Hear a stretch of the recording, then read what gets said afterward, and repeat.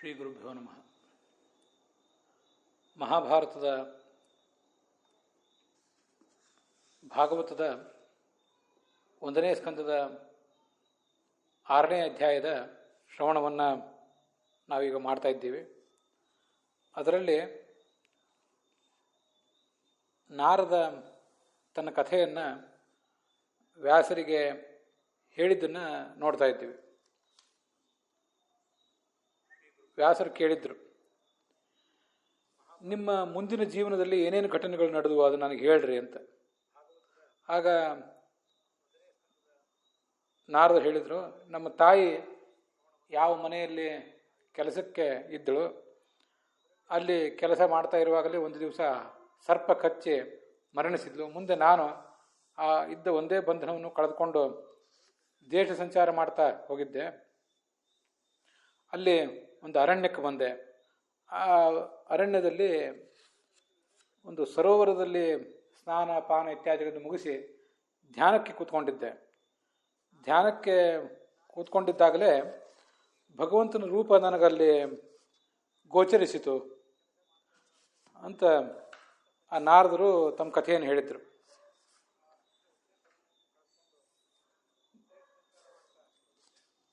ಧ್ಯಾಯತಶ್ಚರಣಾಂಬೋಜಂ ಭಾವನಿರ್ಜಿತ ತೇಜಸಃ ಔತ್ಕಂಠ್ಯಾಶ್ರು ಕಲಾಕ್ಷಸ್ಯ ಹೃದಯಾಸೀನ್ಮೇ ಶನೈಹಿ ಹರಿಹಿ.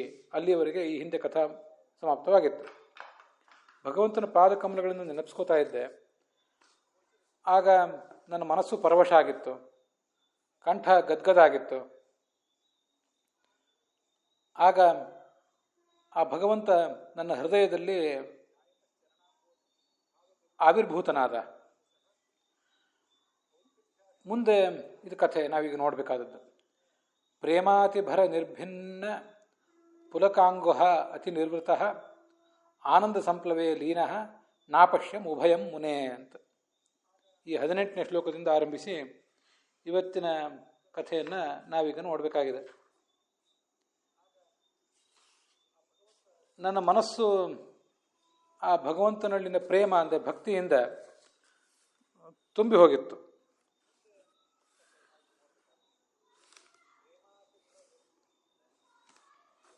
ನನ್ನ ಮೈಗೆಲ್ಲ ರೋಮಾಂಚನದಿಂದ ಕೂಡಿತ್ತು. ಆನಂದ ಸಾಗರದಲ್ಲಿ ಮುಳುಗಿ ಹೋಗಿದ್ದೆ. ಹೊರಗಿನ ಪ್ರಪಂಚವನ್ನೇ ಮರೆತೆ. ಇದು ಅಲ್ಲಿರುವಂಥ ವಿಷಯ. ಹೊರಗಿನ ಪ್ರಪಂಚವನ್ನು ಮರೆತೆ ಅಂತ ಹೇಳಲಿಕ್ಕೆ ಭಾಗವತದಲ್ಲಿರುವ ಶಬ್ದ ನಾಪಶ್ಯಂ ಉಭಯಂ ಮುನೇ. ಮುನಿ ಅಂತ ವೇದವ್ಯಾಸರನ್ನ ನಾರದರು ಸಂಬೋಧಿಸಿ ಹೇಳ್ತಾ ಇದ್ದಾರೆ. ನಾನು ಉಭಯವನ್ನು ನೋಡಲಿಲ್ಲ ಅಂತ. ಆ ಉಭಯವನ್ನು ನೋಡಲಿಲ್ಲ ಅಂದ್ರೆ ಏನರ್ಥ? ಭಾಗವತ, ಮಹಾಭಾರತ ಅಥವಾ ವೇದ, ಇದು ಯಾವುದೇ ಶಾಸ್ತ್ರ ಆಗಲಿ, ಅದೊಂದು ಕನ್ನಡಿ ಇದ್ದ ಹಾಗೆ. ನಾವು ನಮ್ಮ ಮನಸ್ಸಿನಲ್ಲಿ ತುಂಬಿಕೊಂಡಿರುವ ಅಭಿಪ್ರಾಯಗಳನ್ನೇ ಅದರಲ್ಲಿ ನೋಡ್ತೇವೆ.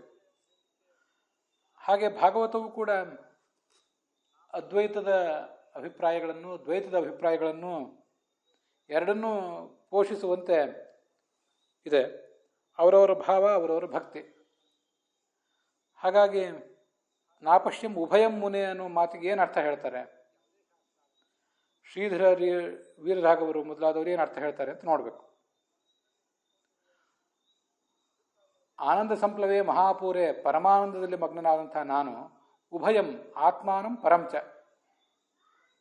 ಆತ್ಮ ಅಂದರೆ ನಾನು ಜೀವಾತ್ಮ, ಪರ ಅಂದರೆ ಪರಮಾತ್ಮ. ಅವರಿಬ್ಬರನ್ನು ನಾನು ನೋಡಲೇ ಇಲ್ಲ, ಅವರಲ್ಲಿ ಅಭೇದವನ್ನು ಕಂಡೆ ಅಂತ ಶ್ರೀಧರರ ವ್ಯಾಖ್ಯಾನದ ಅಭಿಪ್ರಾಯ ಕಾಣಿಸ್ತದೆ. ವೀರರಾಘವರ ಮಾತಿನ ಅಭಿಪ್ರಾಯ ಏನು? ಉಭಯಂ ದ್ವಿತೀಯಂ ಸಮಾಧಿಕಂ ವಾ ನಾಪಶ್ಯಂ ಸರ್ವೋತ್ತಮತ್ವಾತ್ ಇತ್ಯನ್ವಯ. ಆ ಭಗವಂತನನ್ನು ನಾನು ನೋಡಿದೆ. ಆ ಭಗವಂತ ಎಂಥವನು? ನಾನೀಗ ಪ್ರಮಾದದಿಂದ ವಿಜಯಧ್ವರಿ ಸ್ವಾಮಿಗಳ ವ್ಯಾಖ್ಯಾನ ಓದಿದೆ. ವೀರರಾಘವರ ವ್ಯಾಖ್ಯಾನ ಈಗ ಓದಬೇಕು. ಹೇ ಮುನೆ ಉಭಯಂ ದೇಹಂ ಆತ್ಮಾನಂ ಚ ನಾಪಶ್ಯಂ ನ ದೃಷ್ಟವಾನಸ್ಮಿ.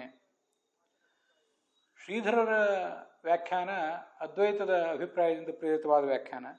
ವೀರರಾಘವರ ವ್ಯಾಖ್ಯಾನ ವಿಶಿಷ್ಟಾದ್ವೈತದ ವ್ಯಾಖ್ಯಾನ, ರಾಮಾನುಜರ ಸಂಪ್ರದಾಯ ಅದಕ್ಕೆ ಸೇರಿದವರವರು. ಆದ್ದರಿಂದ ಅವ್ರು ಹೇಳ್ತಾರೆ ಉಭಯ ಅಂದರೆ ಎರಡು ಅಂತ ಅರ್ಥ. ಎರಡು ಅಂದರೆ ಯಾವುದು? ಎರಡು ಅಂದರೆ ಯಾವುದೂ ಆಗ್ಬೋದು. ಶ್ರೀಧರರ ವ್ಯಾಖ್ಯಾನ ಪ್ರಕಾರ ಜೀವಾತ್ಮ ಪರಮಾತ್ಮ ಇಬ್ಬರನ್ನು ನಾನು ಕಾಣಲೇ ಇಲ್ಲ, ಅಭೇದವನ್ನೇ ಕಂಡೆ ಅಂತ ಶ್ರೀಧರರ ವ್ಯಾಖ್ಯಾನದಲ್ಲಿ ಕಾಣಿಸ್ತದೆ. ಇನ್ನು ವಿಜಯಧ್ವಜರ ವ್ಯಾಖ್ಯಾನವನ್ನು ಆಮೇಲೆ ನೋಡೋಣ. ವೀರರಾಘವರ ವ್ಯಾಖ್ಯಾನದಲ್ಲಿ ಉಭಯ ಅಂದರೆ ದೇಹ ಮತ್ತು ಆತ್ಮ. ದೇಹ ಮತ್ತು ಆತ್ಮ ಎರಡನ್ನು ನಾನು ಕಾಣಲಿಲ್ಲ. ದೇಹಕ್ಕೂ ಆತ್ಮಕ್ಕೂ ಇರುವ ವ್ಯತ್ಯಾಸವೇ ನನಗೆ ಗೊತ್ತಾಗದಂತಾಯಿತು, ದೇಹವನ್ನೇ ಮರೆತೆ. ಇದು ವೀರರಾಘವರ ಅಭಿಪ್ರಾಯ. ಮನುಷ್ಯ ಅಂತರಂಗದ ಅನುಭವದಲ್ಲಿ ಮಗ್ನನಾದಾಗ ಅವನಿಗೆ ತನಗೊಂದು ದೇಹ ಇದೆ ಅಂತ ಅನ್ನೋದನ್ನೇ ಅವನು ಮರೆತು ಬಿಟ್ಟಿರ್ತಾನೆ. ಹಾಗೆ ಅವನ ಪರಿಸ್ಥಿತಿ ಆಗಿತ್ತು ಅಂತ ಅದರ ತಾತ್ಪರ್ಯ ಆಗ್ತದೆ. ಶುಕದೇವ ಅಂತ ಇನ್ನೊಂದು ವ್ಯಾಖ್ಯಾನವೂ ಕೂಡ ಇದೆ. ನಾನು ಆ ವ್ಯಾಖ್ಯಾನವನ್ನು ಪೂರ್ಣವಾಗಿ ಏನು ಗಮನಿಸ್ತಾ ಇಲ್ಲ, ಆದರೂ ನಮ್ಮ ಗುರುಗಳು ಪುರಾಣಿಕಾಚಾರ್ಯರು ಅದನ್ನು ಉಲ್ಲೇಖ ಮಾಡಿರ್ತಾರೆ, ಅದನ್ನು ಹೇಳ್ತಿರ್ತಾನೆ.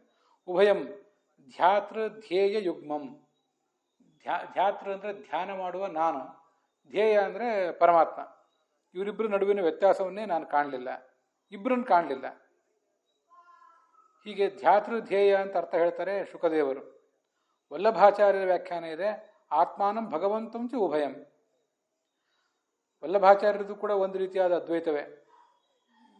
ಅಚಿಂತ್ಯ ಭೇದವಾದ, ಹೀಗೆಲ್ಲ ಬೇರೆ ಬೇರೆ ಥರದ ಅಭೇದವಾದಗಳಿವೆ. ಜೀವಾತ್ಮನನ್ನು ಭಗವಂತನನ್ನು ನಾನು ಇಬ್ಬರನ್ನು ಕಾಣಲಿಲ್ಲ ಅಂತ ವಲ್ಲಭಾಚಾರ್ಯರ ವ್ಯಾಖ್ಯಾನ ಇದೆ.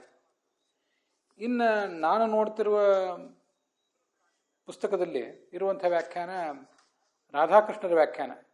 ಅದನ್ನೇ ನಾನಿಲ್ಲಿ ಪ್ರತ್ಯೇಕವಾಗಿ ಹೇಳಬೇಕಾದ ಅಗತ್ಯ ಏನಿಲ್ಲ.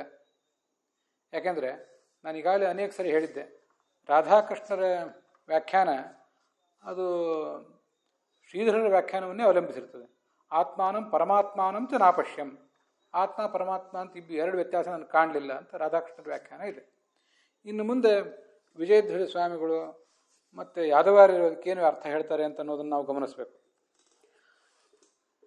ಎಲ್ಲಿ ಆಚಾರ್ಯರ ಭಾಗವತ ತಾತ್ಪರ್ಯ ಇರೋದಿಲ್ವೋ ಅಲ್ಲಿ ವಿಜಯಧ್ವಜರು ಮತ್ತು ಯಾದವಾರ್ಯರು ತಮ್ಮ ಅಭಿಪ್ರಾಯಗಳನ್ನು ಹೇಳ್ತಿರ್ತಾರೆ. ಆಚಾರ್ಯರ ಭಾಗವತ ತಾತ್ಪರ್ಯ ಇದ್ದರೆ ಅದಕ್ಕೆ ತಾತ್ಪರ್ಯಕ್ಕನುಗುಣವಾಗಿಯೇ ಅರ್ಥ ಹೇಳಿರ್ತಾರೆ ಅವರು. ಇಲ್ಲಿ ಆಚಾರ್ಯರ ಭಾಗವತ ತಾತ್ಪರ್ಯ ಹೇಳಿದ್ದಾರೆ, ಉಭಯಂ ದ್ವಿತೀಯಂ ನಾಪಶ್ಯಂ ತಮೇವ ಅಪಶ್ಯಂ. ಆಚಾರ್ಯರು ಇಷ್ಟೇ ಸರಳವಾದ ತಾತ್ಪರ್ಯ ಇದೆ ಇದಕ್ಕೆ ಮಧ್ವಾಚಾರ್ಯರು. ಉಭಯ ಅಂತಂದರೆ ಎರಡು ಅಂತ ಅರ್ಥ ಅಲ್ಲ.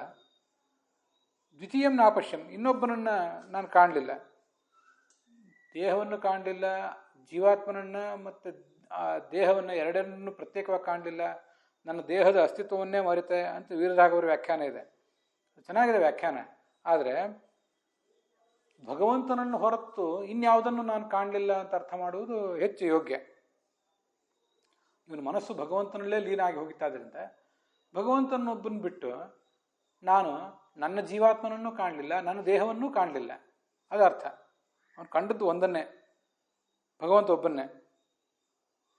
ಭಗವಂತನಿಗಿಂತ ಹೊರತಾಗಿ ಉಳಿದಿದ್ದೆಲ್ಲವೂ ಕೂಡ ಅದು ಜಡ ಇರಬಹುದು, ಚೇತನ ಇರಬಹುದು, ಆ ಚೇತನದೊಳಗೂ ಕೂಡ ಹೊರಗಿನ ದೇಹ ಒಳಗಿನ ಆತ್ಮ ಇರಬಹುದು, ಎಲ್ಲವೂ ಕೂಡ ದ್ವಿತೀಯನೇ ಭಗವಂತನೊಬ್ಬನ ಬಿಟ್ಟರೆ. ಅವನನ್ನು ಹೊರತುಪಡಿಸಿ ನಾನು ಇನ್ನೇನೂ ಕಾಣಲಿಲ್ಲ, ತಮೇವ ಅಪಶ್ಯಂ, ಅವನೊಬ್ಬನನ್ನು ಮಾತ್ರ ಕಂಡೆ ಅಂತ ಅದರ ತಾತ್ಪರ್ಯ. ಹೀಗೆ ಇದಕ್ಕೆ ಆಚಾರ್ಯರ ಭಾಗವತ ತಾತ್ಪರ್ಯ ಇದೆ. ಅದನ್ನು ಅನುಸರಿಸಿ ವಿಜಯಧ್ವಜ ಸ್ವಾಮಿಗಳು ಹೇಳ್ತಾರೆ, ತಮೇವ ಅಪಶ್ಯಂ ಉಭಯಂ ದ್ವಿತೀಯಂ ಸಮಾಧಿಕಂ ವಾ ನಾಪಶ್ಯಂ.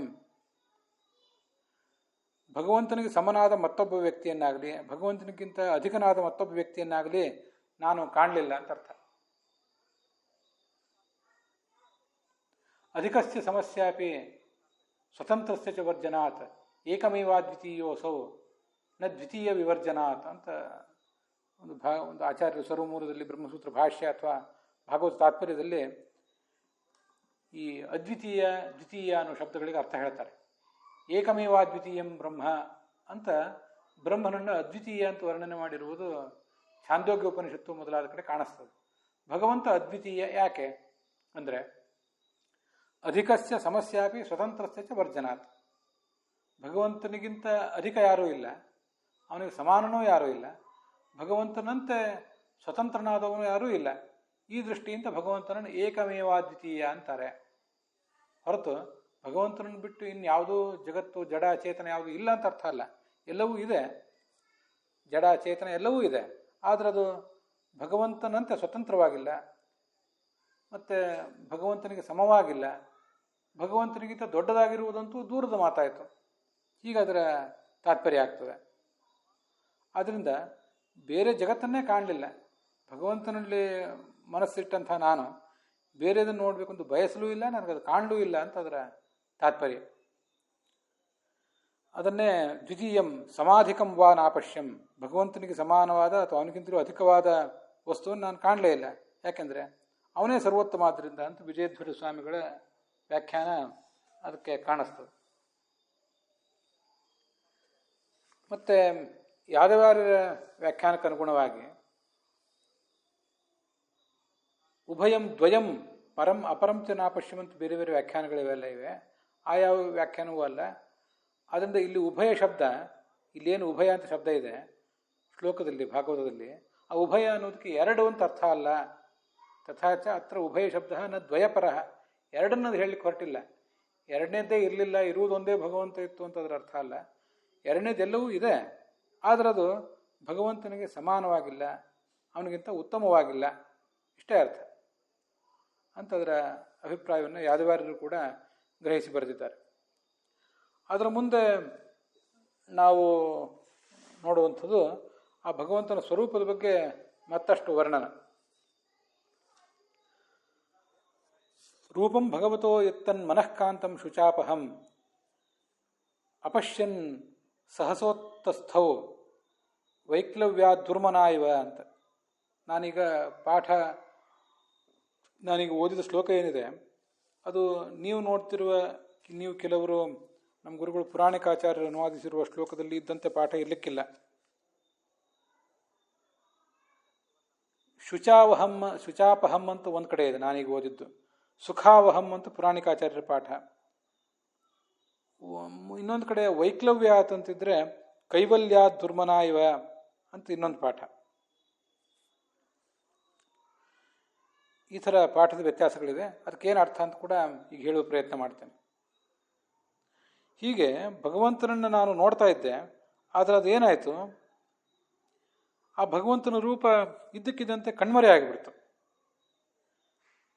ನನಗೆ ಬಹಳ ನಿರಾಸೆ ಆಯಿತು, ಧ್ಯಾನದಿಂದ ಬಹಿರ್ಮುಖ ಆದೆ. ಅದು ಹೇಗೆ ನಿರಾಸೆ ಆಗಿತ್ತು ಅಂದರೆ, ಒಬ್ಬನ ಕೈಗೆ ಬಹಳ ದೊಡ್ಡ ಪ್ರಮಾಣದ ಸಂಪತ್ತೇನೋ ಒಂದು ಕಡೆ ಬಂದಿರ್ತದೆ. ಬಂದ ಸಂಪತ್ತು ಕ್ಷಣ ಮಾತ್ರದಲ್ಲಿ ತಪ್ಪಿ ಹೋದರೆ ಅದನ್ನು ಅನುಭವಿಸುವುದರಲ್ಲೇ ಆ ಸಂಪತ್ತು ಅವನ ಕೈಯಿಂದ ನುಣುಚಿಕೊಂಡ್ರೆ ಹೇಗಾಗ್ತದೋ ಹಾಗೆ ಆಯಿತು. ನನಗೆ ಬೇಕಾದ ಮುಕ್ತಿಯೇ ಕೈತಪ್ಪಿ ಹೋದಂತೆ ಆಯಿತು ಅಂತ ಹೇಳ್ತಾ ಇದ್ದಾರೆ. ಕೈವಲ್ಯ ಅಂತ ಶಬ್ದ ಇದೆ ಅಲ್ಲಿ. ಭಗವಂತನನ್ನು ಕಂಡೆ, ಇನ್ನೇನು ಅಂತ ದಾಸರು ಒಂದು ಹಾಡಿದೆ. ಭಗವಂತನನ್ನು ಕಂಡಾದ್ಮೇಲೆ ಮುಗೀತು, ಭಗವಂತನ ಸಾನ್ನಿಧ್ಯ ನಮಗೆ ದೊರೆತರೆ ಆಯಿತು, ಅವನು ನಮ್ಮನ್ನು ಉದ್ಧಾರ ಮಾಡ್ತಾನೆ ಅನ್ನುವಂಥ ಭರವಸೆ ಇರ್ತು. ಆದರೆ ಆ ಭಗವಂತನನ್ನು ಕಂಡು ಕೂಡಲೇ ಆ ದರ್ಶನ ದೀರ್ಘಕಾಲ ಉಳಿಲಿಲ್ಲ. ಆದ್ದರಿಂದ ನನಗೆ ಆ ಭಗವಂತನ ದರ್ಶನದಿಂದ ಸಿಗುವ ಮುಕ್ತಿಯೇ ಕೈತಪ್ಪಿ ಹೋದಂತೆ ಆಯಿತು. ಆದರೆ ಮತ್ತೆ ಇನ್ನೇನು ಅದನ್ನು ಕಾಣ್ತೀನಿ ಆ ರೂಪವನ್ನಂತ ನೋಡಿದೆ, ಆದರೆ ಆ ರೂಪ ಮಾತ್ರ ಗೋಚರಿಸಲಿಲ್ಲ. ಹೀಗಂತ ಅದರ ತಾತ್ಪರ್ಯ. ಈಗಲ್ಲಿ ಸುಖಾವಹಂ, ಶುಚಾವಹಂ ಹೀಗೆಲ್ಲ ಶಬ್ದಗಳಿವೆ. ಅದಕ್ಕೆ ಅರ್ಥ ನೋಡೋಣ. ಮನಃಕಾಂತಂ ಅಂತ ಮೊದಲ ಶಬ್ದ. ಮನಃಕಾಂತ ಅಂದರೆ ಮನಸ್ಸಿಗೆ ತುಂಬ ಪ್ರಿಯವಾದದ್ದು. ಶುಚಾಪಹಂ ಅಂತ ಶ್ರೀಧರಿಯರ ವ್ಯಾಖ್ಯಾನದಲ್ಲಿ, ಶುಚ ಅಂದರೆ ದುಃಖವನ್ನು ಪರಿಹಾರ ಮಾಡುವಂಥ ರೂಪ ಅದು ಭಗವಂತನ ರೂಪ.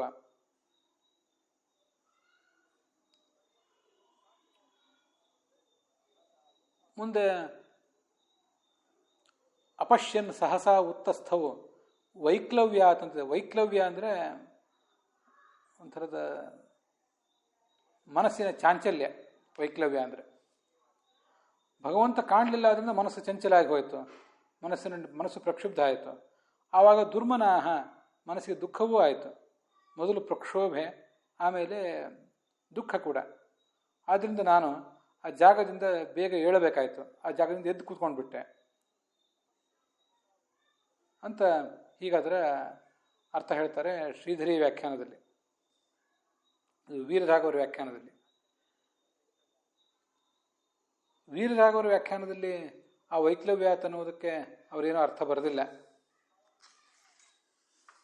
ರಾಧಾಕೃಷ್ಣರ ವ್ಯಾಖ್ಯಾನವೂ ಕೂಡ ವೈಕ್ಲವ್ಯಾತ್ ಅಂದರೆ ವ್ಯಾಕುಲತ್ವಾತ್, ಮನಸ್ಸು ವ್ಯಾಕುಲ ಆಗಿಬಿಟ್ಟಿತ್ತು, ಚಿಂತಾಗ್ರಸ್ತ ಆಗಿತ್ತು, ಅದರಿಂದ ಅದಕ್ಕೆ ದುಃಖ ಆಗಿತ್ತು ಅಂತ ಇಷ್ಟ ಅರ್ಥ ಬರೆದಿದ್ದಾರೆ. ಆಯಿತು. ಆಚಾರ್ಯರು ಅಂತೂ ಇದಕ್ಕೆ ಭಾಗವತ ತಾತ್ಪರ್ಯ ಏನು ಬರೆದಿಲ್ಲ. ಈ 6ನೇ ಅಧ್ಯಾಯದಲ್ಲಿ ಈ ಉಭಯ ಅನ್ನೋ ಶಬ್ದಕ್ಕೆ ಅವ್ರ ಅರ್ಥ ಬರೆದ ಮೇಲೆ ಮುಂದೇನು ಅರ್ಥ ಬರದೇ ಇಲ್ಲ, ಅದು ಅಲ್ಲಿಗೆ ನಿಂತು ಹೋಗಿಬಿಟ್ಟಿರೋದು. ಸರಿ, ಅದು ಮುಂದೇನು ಆಚಾರ್ಯ ಭಾಗವತ ತಾತ್ಪರ್ಯ ಬರೆದಿಲ್ಲ. ಆದ್ದರಿಂದ ಆಚಾರ್ಯರ ಕಡೆಗೆ ನಾವು ನೋಡುವಂತಿಲ್ಲ. ವೈಕ್ಲವ್ಯ ಅನ್ನೋ ಪಾಠ ಇಟ್ಕೊಂಡಿಲ್ಲ, ಕೈವಲ್ಯ ಅನ್ನೋ ಅರ್ಥ ಪಾಠ ಇಟ್ಕೊಂಡಿದ್ದಾರೆ ವಿಜಯಧ್ವಜರು ಮತ್ತು ಯಾದವಾರ್ಯರು. ಅದರ ಅರ್ಥವನ್ನೇ ನಾವೀಗ ಗಮನಿಸಿ ನೋಡಬೇಕು. ಮನಃಕಾಂತಂ ಶುಚಾವಹಂ ಅಂತಿದೆಯಲ್ಲ, ಎರಡೂ ಥರ ಪಾಠ ಇದ್ದರೂ ಏನು ತೊಂದರೆ ಇಲ್ಲ. ಸುಖಾವಹಂ ಶುಚಾವಹಂ ಎರಡೂ ಇದ್ದರೂ ತೊಂದರೆ ಇಲ್ಲ. ಈ ಯಾದವಾರ್ಯರು ವಿಜಯಧ್ವಜರು ಸುಖಾವಹಂ ಅಂತ ಇಟ್ಕೊಂಡಿದ್ದಾರೆ. ಹಾಗೆಂದ ಮಾತ್ರಕ್ಕೆ ವೀರರಾಘವರು ಶ್ರೀಧರಿಯ ಪಾಠದಲ್ಲಿದ್ದ ಪಾಠ ಆ ಶುಚಾಪಹಂ ಅನ್ನೋದು ತಪ್ಪೇನಲ್ಲ, ಅದು ಚೆನ್ನಾಗಿದೆ. ಕೆಲವು ಕಡೆ ಈ ಪಾಠ ಸರಿ, ಈ ಪಾಠ ತಪ್ಪು ಅಂತ ಸ್ಪಷ್ಟವಾಗಿ ಹೇಳಬೇಕಾಗ್ತದೆ. ಕೆಲವು ಕಡೆ ಹಾಗೇನಿಲ್ಲ. ಭಗವಂತನ ದರ್ಶನ ಸುಖ ಕೊಡುವಂಥದ್ದು ಅಂತ ಒಂದು ಅರ್ಥ ಸುಖಾವಹಂ ಅಂದರೆ, ಶುಚಾಪಹಂ ಅಂದರೆ ದುಃಖ ಪರಿಹಾರ ಮಾಡುವಂಥದ್ದು ಅಂತ ಅರ್ಥ. ಅದರಿಂದ ಎರಡನ್ನೂ ನಾವು ಪಾಠ ಇಟ್ಕೋಬಹುದು. ಮುಕ್ತಿಂ ಪ್ರಾಪ್ತ ಕೈವಲ್ಯಾದ್ ಮೋಕ್ಷಾದಿವು ಉತ್ತಸ್ಥವು. ಮುಕ್ತಿ ಸಿಕ್ಕಿದೆ ಒಬ್ಬನಿಗೆ, ಸಿಕ್ಕ ಮುಕ್ತಿ ದೀರ್ಘಕಾಲ ಸಿಗದೆ ಇರದೆ ಆ ಮುಕ್ತಿಯನ್ನು ಕಳ್ಕೊಂಡ್ರೆ ಅವನ ಪರಿಸ್ಥಿತಿ ಹೇಗಾಗ್ತದೋ. ಮುಕ್ತಿಗೆ ಹೋದ್ಮೇಲೆ ಮತ್ತೆ ಮರಳಿ ಬರುವ ಪ್ರಶ್ನೆ ಇಲ್ಲವೇ ಇಲ್ಲ. ಆದರೂ ಮುಕ್ತಿಗೆ ಹೋದವನು ಅದನ್ನು ಉಳಿಸ್ಕೊಳ್ಳಿಕ್ಕಾಗದೆ ಕೆಳಗೆ ಬಿದ್ದವನ ಪರಿಸ್ಥಿತಿ ಹೇಗಾದೀತೋ ಹಾಗೆ ನನ್ನ ಪರಿಸ್ಥಿತಿ ಆದೀತು ಅಂತ ಅದರ ತಾತ್ಪರ್ಯ. ಕೈವಲ್ಯಾತ್ ಪರಮಾನಂದ ಅನುಭವಾತ್ ಉತ್ತಸ್ಥೌ ಉತ್ತಿತೋಸ್ಮಿ. ಕೈವಲ್ಯ ಅಂದರೆ ಮುಕ್ತಿ ಅಂತಲೂ ಅರ್ಥ ಆಗ್ಬೋದು. ಆದರೆ ಕೈವಲ್ಯ ಅಂದರೆ ನಿರ್ದಿಷ್ಟವಾಗಿ ಮುಕ್ತಿಯೇ ಆಗಬೇಕಾಗಿಲ್ಲ, ದೊಡ್ಡ ಆನಂದ ಯಾವುದೂ ಆಗ್ಬೋದು. ಯಾದವಾರ್ಯರು ಬರೆದದ್ದು ಅದನ್ನು ಬಹಳ ದೊಡ್ಡ ಆನಂದ ಅಂತ. ಬಹಳ ದೊಡ್ಡ ಆನಂದ ಒಂದೇನೋ ಸಿಕ್ಕಿತು, ಪರಮಾನಂದ ಅನುಭವಾತ್. ಆದರೆ ಅದನ್ನು ಉಳಿಸ್ಕೊಳ್ಳಿಕ್ಕಾಗದೆ ಅದರಿಂದ ಜಾರಿ ಬಿದ್ದರೆ ಹೇಗೋ ಹಾಗೆ ನನ್ನ ಪರಿಸ್ಥಿತಿ ಬಂದಿತ್ತು ಅಂತ ಅದರ ತಾತ್ಪರ್ಯ ಆಗ್ತದೆ.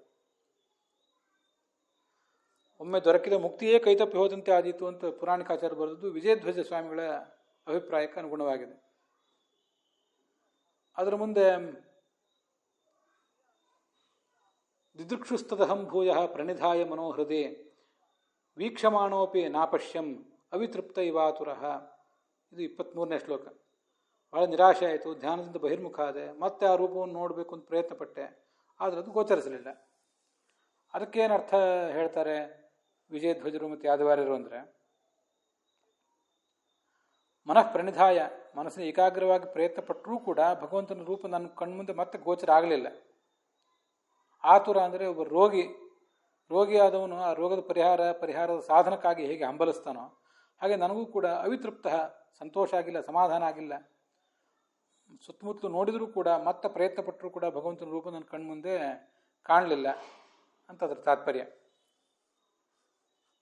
ಅದಕ್ಕೆ ಯಾದವಾರ್ಯರು ಕೂಡ ವಿಶೇಷ ಅರ್ಥವನ್ನೇನೂ ಬರೆದಿಲ್ಲ. ಅದಕ್ಕಿನ್ನ ವೀರರಾಘವರು ಮೊದಲಾದವರು ಏನು ಅರ್ಥ ಬರೀತಾರೆ ಅಂತ ನೋಡೋಣ. ಮನಃಪ್ರಣಿಧಾಯ ಅಂದರೆ ಸ್ಥಿರೀಕೃತ್ಯ, ಮನಸ್ಸನ್ನು ಎಷ್ಟು ಏಕಾಗ್ರ ಮಾಡಿದರೂ ಕೂಡ ಅದು ಸಾಧ್ಯವೇ ಆಗಲಿಲ್ಲ. ಆತುರ ಅಂದರೆ ರೋಗಾತುರ ಅಂತ ಅರ್ಥ ಬರೆದಿದ್ದಾರೆ ಕೆಲವರು. ವಿಷಯಾತುರ ಅಂತ ಇನ್ನೊಂದು ಅರ್ಥವನ್ನು ಕೂಡ ವೀರರಾಘವರು ಬರೀತಾರೆ. ವಿಷಯ ಪದಾರ್ಥಗಳಲ್ಲಿ ಲೋಲುಪನಾದವನಿಗೆ ಭಗವಂತ ಹೇಗೆ ಸಿಗೋದಿಲ್ವೋ ಹಾಗೆ ನನ್ನ ಪರಿಸ್ಥಿತಿಯೂ ಆಗಿತ್ತು ಅಂತ. ನಾನೇನು ವಿಷಯದಲ್ಲಿ ಲೋಲುಪನಾಗಿದ್ದೆ ಅಂತಲ್ಲ, ಆದರೆ ವಿಷಯ ಆತುರನಾದವನಿಗೆ ಭಗವಂತನ ದರ್ಶನ ಹೇಗೆ ಆಗೋದಿಲ್ವೋ ಆ ಥರ ನನಗೂ ಕೂಡ ಅಂತ ಬರೇ ದೃಷ್ಟಾಂತ ಅಷ್ಟೇ ಅದು. ಹೀಗೆ ಆತುರ ಅಂದರೆ ವಿಷಯಾತುರ ಅಂತ ಒಂದು ಅರ್ಥನೂ ಇಟ್ಕೋಬೋದು ವೀರರಾಘವರಂತೆ. ಇನ್ನು ಆತುರ ಅಂದರೆ ರೋಗಾತುರ ಅಂತ ಒಂದು ಅರ್ಥನೂ ಕೂಡ ತಿಳ್ಕೋಬಹುದು.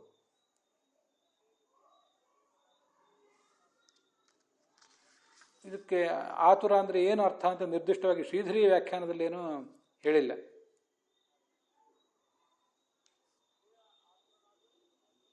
ಆತುರ ಅಂದರೆ ಆತುರ ಇವ ವ್ಯಾಕುಲ ಇವ ಅಂತ ಅಷ್ಟೇ ರಾಧಾಕೃಷ್ಣರು ಬರೆದಿದ್ದಾರೆ.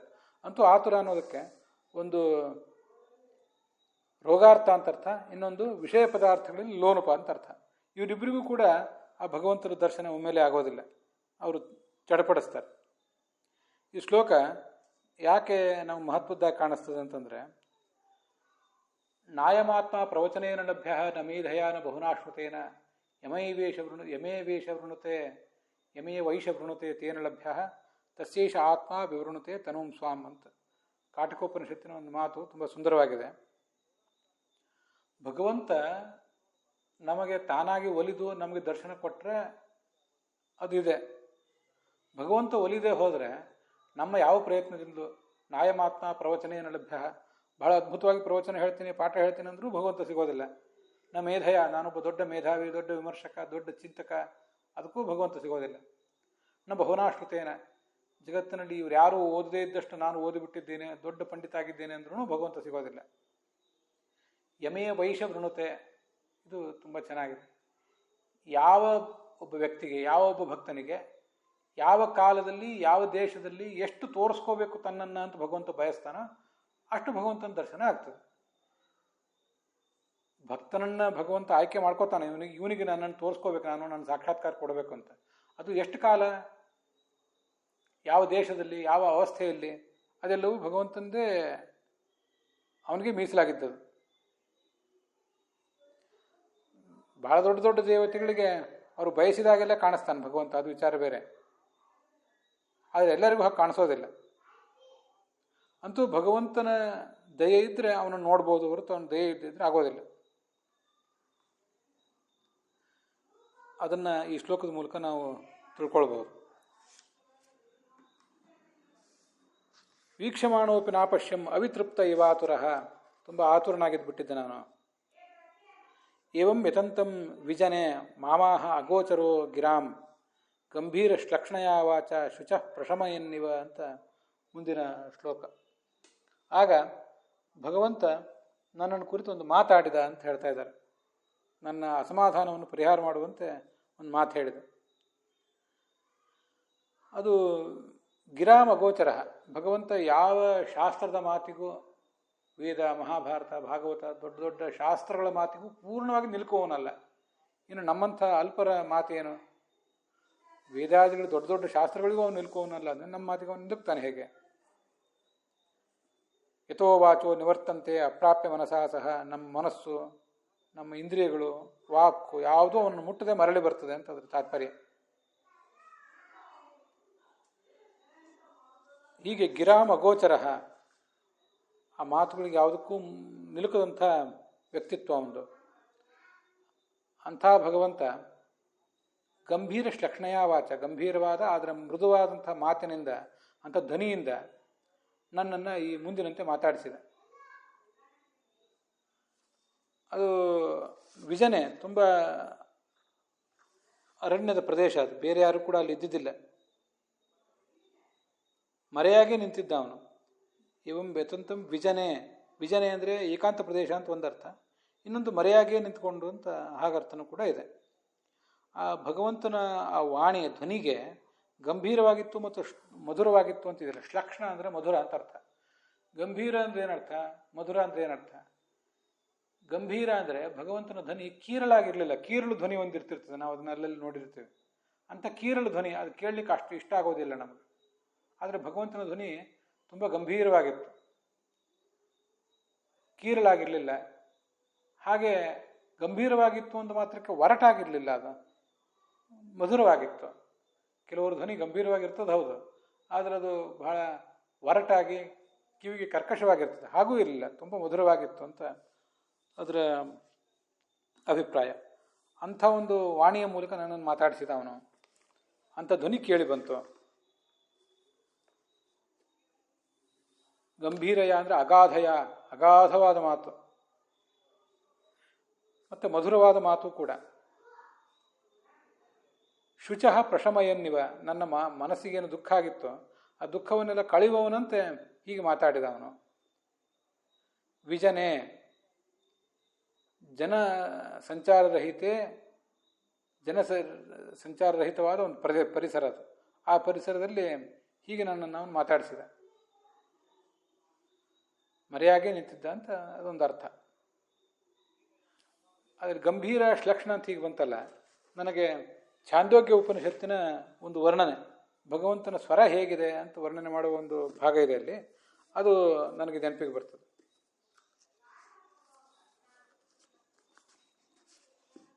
ಛಾಂದೋಗ್ಯೋಪನಿಷತ್ತಿನ ಮೊದಲನೇ ಅಧ್ಯಾಯದಲ್ಲೇ ಅದರ ಕುರಿತು ವರ್ಣನೆ ಇದೆ. ಸಾಮಗಾನದ ಧ್ವನಿ ಪ್ರಭೇದಗಳು ಅಂತ ವರ್ಣನೆ ಮಾಡುವಂತಹ ಒಂದು ಪ್ರಸಂಗ.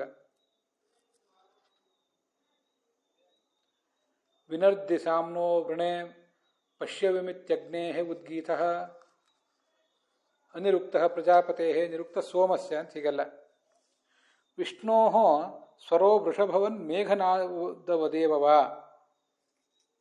ಸ್ತ್ರೀ ಪಶು ಸ್ವರವಧ್ವನ್ಯೇ ಗಂಭೀರ ಅನುಪಮ ವಿಭೋ ಅಂತ ಆಚಾರ್ಯರು ಅದಕ್ಕೆ ಭಾಷ್ಯ ಬರೆದಿದ್ದಾರೆ. ಭಗವಂತನ ಧ್ವನಿ ಹೇಗಿರ್ತದೆ ಅಂದರೆ ಒಂದು ಎತ್ತಿನ ಸ್ವರದಂತೆ ತುಂಬ ಗಂಭೀರವಾದ ಧ್ವನಿಯಾಗಿರ್ತದೆ ಅದು, ಅಥವಾ ಮೋಡದ ಧ್ವನಿಯಂತೆ ಅವನ ಧ್ವನಿ ಅತ್ಯಂತ ಸರ್ವಶ್ರೇಷ್ಠ ಆಗಿರ್ತದೆ ಭಗವಂತನ ಧ್ವನಿ. ಹೀಗೆ ಛಾಂದೋಗ್ಯ ಉಪನಿಷತ್ತು ಅದರ ಭಾಷ್ಯ ಅದರಲ್ಲಿ ಬಂದದನ್ನ ನೆನಪು ಬಂತು. ಅದು ತುಂಬ ಕೀರಲಾಗಿರಲಿಲ್ಲ, ಹಾಗೆ ಕೇಳಲಿಕ್ಕೆ ಮಧುರವಾಗಿಯೂ ಇತ್ತು, ಒರಟಾಗಿರಲಿಲ್ಲ ಅಂತ ಅದರ ತಾತ್ಪರ್ಯ. ಭಗವಂತಂದು ಆದಮೇಲೆ ಮುಖ್ಯ ಪ್ರಾಣಂದು ಕೂಡ ಸ್ವರ ತುಂಬ ಚೆನ್ನಾಗಿರ್ತದೆ ಅಂತ, ಗಂಭೀರವಾಗಿ ಇರ್ತದೆ ಅದು ಕೂಡ. ಹೀಗೆ ಭಗವಂತನ ಧ್ವನಿಯನ್ನು ಮತ್ತು ಮುಖ್ಯ ಪ್ರಾಣನ ಧ್ವನಿಯೊಂದನ್ನು ಅಲ್ಲಿ ವರ್ಣಿಸಿದ್ದಾರೆ. ಯಾಕೆ ಭಗವಂತನ ಧ್ವನಿ, ಇದ್ರ ಬಗ್ಗೆ ಹಿಂದೊಂದ್ಸಲ ಮಹಾಭಾರತದ ಬಗ್ಗೆನೂ, ಮಹಾಭಾರತದಲ್ಲೂ ಕೂಡ ಕೃಷ್ಣ ಕೌರವರ ಸಭೆಯಲ್ಲಿ, ತುಂಬಿದ ಸಭೆಯಲ್ಲಿ ಕೌರವರನ್ನು ಮಾತಾಡಿಸುವ ಪ್ರಸಂಗ ಬಂದಾಗ ಅವನ ಧ್ವನಿ ಹೇಗಿತ್ತು ಅಂತ ವರ್ಣನೆ ಮಾಡಿದ್ದಾರೆ. ಅಲ್ಲಿಯೂ ಹೇಳಿದ್ದೆ ಇದನ್ನೇ, ಇಲ್ಲೂ ಕೂಡ ಹೇಳ್ತಿದ್ದೇನೆ. ಭಗವಂತನ ರೂಪ, ಕಲ್ಯಾಣತಮವಾದ ರೂಪ, ಅವನ ಧ್ವನಿ, ಹಾಗೆ ಅವನ ಎಲ್ಲ ರೂಪ, ರಸ, ಸ್ಪರ್ಶ, ಗಂಧ ಇತ್ಯಾದಿ ಎಲ್ಲವನ್ನೂ ಕೂಡ ಧ್ಯಾನಿಸ್ಬೇಕು. ಭಗವಂತನ ಸ್ಪರ್ಶವನ್ನು ನಮಗೆ ಧ್ಯಾನಿಸಲಿಕ್ಕೆ ಸಾಧ್ಯ ಆಗೋದಿಲ್ಲ. ಗಂಧವನ್ನು ಧ್ಯಾನಿಸುವುದು ಹೇಗೆ? ರೂಪವನ್ನಂತೂ ಯಾವುದೋ ಒಂದು ವಿಗ್ರಹ ನಾವು ನೋಡಿರ್ತೀವಿ, ಆ ವಿಗ್ರಹಕ್ಕೆ ಸದೃಶವಾಗಿ ಭಗವಂತನ ರೂಪ ಇರ್ತದೆ. ಧ್ವನಿ ಮತ್ತಾವುದೋ ಗಂಭೀರವಾದ ಧ್ವನಿಗಳನ್ನು ಕೇಳಿರ್ತೀವಿ ಅಲ್ಲಲ್ಲಿ, ಅದರಂತೆ ಭಗವಂತನ ಧ್ವನಿ ಇತ್ತು ಅಂತ. ಭಗವಂತನ ಆ ಧ್ವನಿ ದುಃಖ ಪರಿಹಾರ ಮಾಡಬೇಕಾದ್ರೆ ತುಂಬ ಒರಟಾಗಿದ್ದರೆ ದುಃಖ ಪರಿಹಾರ ಮಾಡುವಂಥದ್ದು ಆಗೋದಿಲ್ಲ. ಅದು ದುಃಖ ಹೆಚ್ಚಿಸ್ತದೆ, ದಗುಡವನ್ನೇ ಹೆಚ್ಚಿಸಿಬಿಡ್ತದೆ ಮನಸ್ಸಿನಲ್ಲಿ. ದುಃಖ ಪರಿಹಾರ ಮಾಡಬೇಕಾದ್ರೆ ಆ ಧ್ವನಿಯಲ್ಲಿ ಒಂದು ಆಪ್ತತೆ ಇರಬೇಕು, ಅದಕ್ಕಾಗಿ ಅದು ಮೃದುವಾಗಿತ್ತು ಅಂತ ವರ್ಣನೆ ಮಾಡಿದ್ದಾರೆ. ಹಾಗೆ ಧ್ವನಿಯನ್ನು ಕೇಳಿದಾಗ ಆ ಧ್ವನಿಯಲ್ಲಿ ಒಂದು ಧೈರ್ಯದ, ನಮ್ಮಲ್ಲಿ ಧೈರ್ಯ ತುಂಬುವಂಥ ಒಂದು ಶಕ್ತಿಯು ಕೂಡ ಇರಬೇಕು. ಅದು ಧ್ವನಿ ಗಂಭೀರವಾಗಿದ್ದರೆ ಆ ವ್ಯಕ್ತಿಯ ಅಗಾಧತೆಯನ್ನು, ಅಗಾಧವಾದ ವ್ಯಕ್ತಿತ್ವವನ್ನು ಅದು ತೋರಿಸ್ತದೆ. ಆ ವ್ಯಕ್ತಿ ನಮ್ಮನ್ನು ಎಲ್ಲ ರೀತಿಯಿಂದ ಕಾಪಾಡಬಲ್ಲ ಅನ್ನುವಂಥ ಭರವಸೆನೂ ಕೂಡ ಬರ್ತದೆ. ಈಗ ಭಗವಂತನ ಮಾತು ನಾರದನಿಗಾದ ದುಃಖವನ್ನು ಪರಿಹಾರ ಮಾಡಬೇಕಾಗಿದೆ. ಅದಕ್ಕಾಗಿ ಅವನ ಮಾತು ಈ ಥರ ಗಂಭೀರವೂ ಆಗಿತ್ತು, ಹಾಗೆ ಒರಟಾಗಿರಲಿಲ್ಲ, ಮೃದುವೂ ಕೂಡ ಆಗಿತ್ತು. ಗಂಭೀರತೆ ಮತ್ತು ಮಾರ್ಧವ ಇವುಗಳ ಒಂದು ಸಮ್ಮಿಶ್ರಣ ಆಗಿತ್ತದು ಅಂತ ನಾವು ಅದನ್ನು ತಿಳ್ಕೊಳ್ಬೋದು. ಅಲ್ಲಿಗೆ 21ನೇ ಶ್ಲೋಕ ಅದು ಕೆಲವು ಪಾಠಗಳಲ್ಲಿ. 24ನೇ ಶ್ಲೋಕ ವಿಜಯಧ್ವಜರು, ಯಾದವಾರ್ಯರು ಇವರ ಮೊದಲಾದ ಪಾಠಗಳಲ್ಲಿ. ಗಂಭೀರ ಅನ್ನುತ್ತ ಶಬ್ದಕ್ಕೆ ಮತ್ತೊಂದು ಅರ್ಥವನ್ನು ಬರೆದಿದ್ದಾರೆ ಯಾದವಾರ್ಯರು. ಅದನ್ನು ನಾನು ಮರ್ತೇ ಬಿಟ್ಟಿದ್ದೆ, ಮತ್ತು ಸುದೈವ ನನಗೆ ನೆನಪಾಯ್ತು. ಗಂಭೀರ ಅಂದರೆ ಅಗಾಧವಾದ ಮಾತು, ಸಮುದ್ರದ ಘೋಷ ಮೊದಲಾದದ್ದಿರ್ತದಲ್ಲ, ಮೋಡದ ಗುಡುಗು, ಸಮುದ್ರದ ಘೋಷ, ಹಾಗೆ ವೃಷಭದ ಧ್ವನಿ, ಮದಿಸಿದ ಗೂಳಿಯ ಧ್ವನಿಯಂತೆ ಅಗಾಧವಾದ ಮಾತು, ಅದೊಂದರ್ಥ. ಗಂಭೀರಯ ಅಂದರೆ ಬಹ್ವರ್ತಯ ಅಂತ ಹೇಳ್ತಾರೆ ಯಾದವಾರ್ಯರು, ಅದು ಕೂಡ ತುಂಬ ಚೆನ್ನಾಗಿದೆ. ಅದನ್ನು ನಾವು ಅನುಸಂಧಾನ ಮಾಡಬೇಕು. ಭಗವಂತ ನಮ್ಮಂಥವರು ಯಾವುದೋ ಒಂದು ಮಾತಾಡಿದರೆ ಅದು ಒಂದು ಅರ್ಥವೂ ಕೂಡ ಸರಿಯಾಗಿರ್ತದೆ ಅಂತಿಲ್ಲ. ಆದರೆ ಭಗವಂತನ ಒಂದು ಸಣ್ಣ ಮಾತು ಕೂಡ ಅನೇಕ ಅರ್ಥಗಳನ್ನು ಒಳಗೊಂಡಿರ್ತದೆ. ಅದು ನಮ್ಮ ಗುರುಗಳು ಪುರಾಣಿಕಾಚಾರ್ಯ ಮಾಡಿದ ಅನುವಾದದಲ್ಲಿ ಗಂಭೀರ ಅನ್ನೋ ಮಾತು ತಪ್ಪಿ ಹೋಗಿದೆ. ಮಧುರವಾದ ಧ್ವನಿಯಿಂದ ನುಡಿದ ಅಂತಿಷ್ಟೇ ಇದೆ. ಗಂಭೀರವಾದ ಧ್ವನಿಯ ಕ್ವಾಲಿಟಿ ದೃಷ್ಟಿಯಿಂದಲೂ ಮಧುರ, ಹಾಗೆ ಧ್ವನಿ ಹೊಮ್ಮಿಸುವ ಅರ್ಥಗಳ ದೃಷ್ಟಿಯಿಂದಲೂ ಕೂಡ ಅನೇಕ ಅರ್ಥಗಳನ್ನು ಒಳಗೊಂಡದ್ದು ಅಂಥ ಮಾತದು ಅಂತ ಅದರ ತಾತ್ಪರ್ಯ ಆಗ್ತದೆ.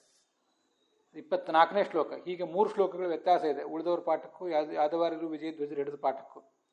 ನಡುವೆ 3 ಶ್ಲೋಕಗಳು ಪ್ರತ್ಯೇಕವಾಗಿ ಬಂದಿವೆ. ಭಗವಂತನ ಧ್ಯಾನ ಹೇಗೆ ಮಾಡಿದ ಅವನು ಅಂತ ಹೇಳುವ ಶ್ಲೋಕಗಳು. ಆದ್ದರಿಂದ ಈ 3 ಶ್ಲೋಕಗಳ ವ್ಯತ್ಯಾಸ ಇದೆ. ಅದರ ಶ್ರವಣದೊಂದಿಗೆ ಇವತ್ತಿನ ಈ ಭಾಗ ಸಮಾಪ್ತವಾಗಿದೆ.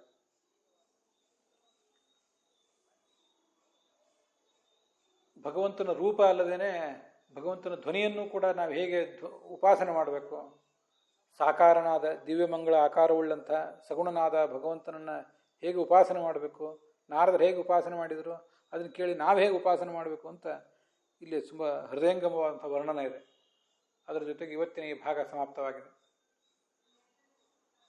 ಹುಸಿಯ ನಾಡಿ ಹೊಟ್ಟೆ ಹೊರೆವ ವಿಷಯದಲ್ಲಿ ರಸಿಕನೆಂದು ಹೊಸಿಗೆ ಹಾಕದಿರೋ ಎನ್ನ ಹೃಷಿಕೇಶನೇ, ಈಶನಿನ್ನ ಚರಣ ಭಜನೆ ಆಸೆಯಿಂದ ಮಾಡುವೆ, ದೋಷರಾಶಿ ನಾಶ ಮಾಡು ಶ್ರೀಶಕೇಶವ. ಶ್ರೀಕೃಷ್ಣಾರ್ಪಣಮಸ್ತು.